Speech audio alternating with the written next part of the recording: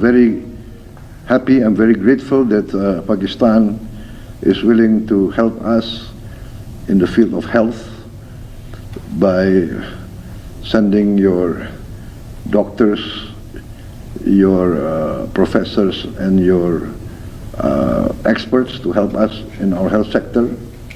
We have a very vast need of doctors and dentists, and I'm starting a massive program of education in this field. So your assistance will be very strategic and critical for us.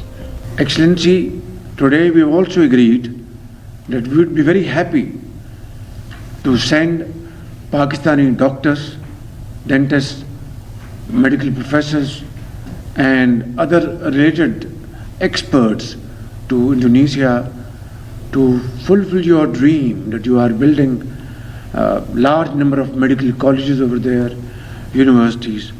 I want to assure you that whatever is possible for us in this behalf, we will do it without any delay and with great pleasure and most willingly.